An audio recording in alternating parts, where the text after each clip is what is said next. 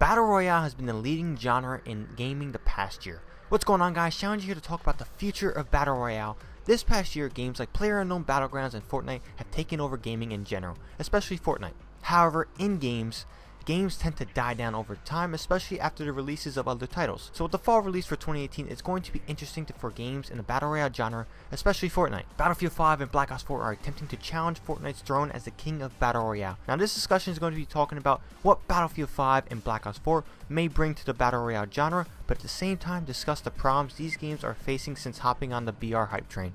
Fortnite is now almost an entirely BR game. While there is a PvE aspect to Fortnite, it's safe to say not more than 85% of Fortnite's player base has never played this mode. While that is a whole other issue not relevant to this video, Epic does have the right to focus on the other more successful mode that is Battle Royale. The success of this game mode has attracted the attention of people that work in the gaming industry, and for the right reasons. Battle Royale has proven to be a highly successful genre. Just look up the amount of people that play Fortnite a day. An article from PCGamer.com states Fortnite hosted over 2 million concurrent players in January, eventually ballooning to an impressive 3.4 million the following month.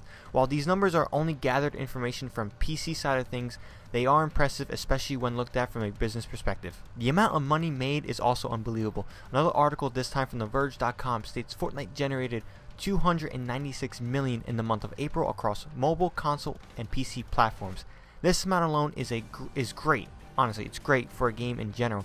Now, if you consider that this isn't from sales, since Fortnite is a free-to-play game, but rather in-game purchases, eyes will open. The article will continue to say that the amount is more than double what the game generated in the month of February, when it earned 126 million.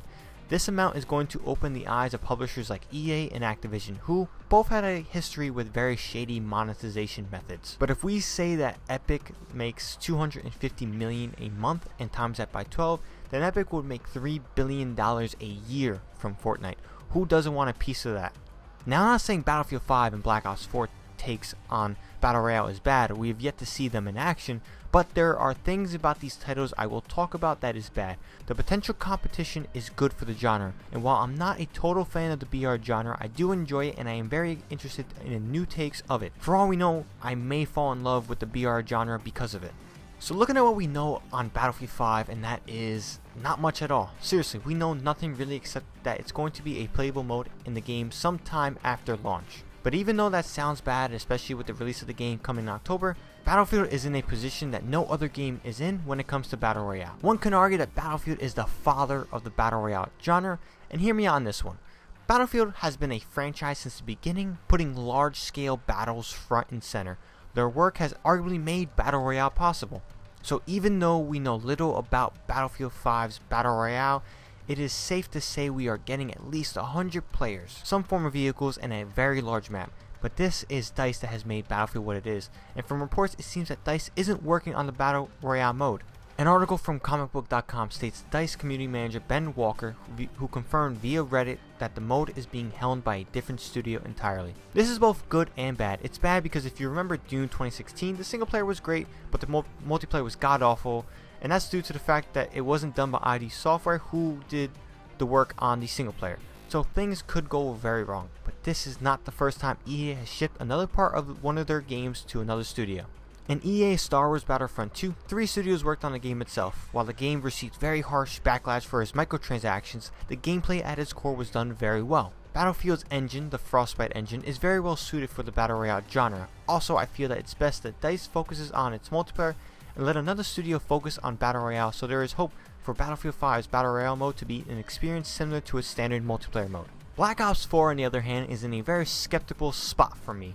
Now, from the leaks and rumors, it seems that Treyarch is doing everything in-house, so they are stretched in a way I think is bad for their game. They must deliver a world-class multiplayer experience, fun/insane zombies gameplay, and a Battle Royale mode worth playing. Now, honestly, this is almost impossible odds, especially with the standards of today's games. Personally, I think the game will be a C+ experience, and its Battle Royale mode to fall short when compared to other options out there. And to get this out the way, I am finding it hard to talk about Black Ops 4 in a positive way. I'm going to go into detail in another video, but let's just say that Black Ops 4 doesn't offer something I can't get elsewhere. There's been so many confusing bad rumors surrounding the game and its Battle Royale mode. There are many rumors that only one vehicle is kinda working, as well as the player count is 50, which is the amount that is stable. These are the rumors that were being tossed around in July. In an article posted by Charlie Intel on August 24th, there are 100 players in Blackout. That's the name of COD's BR mode. These are slots they use for testing, but not necessarily mean the mode supports it. While again, these are rumors, these at least say that Treyarch is a little behind schedule. Even given the fact that the game comes out on October 12th, things might not be so good.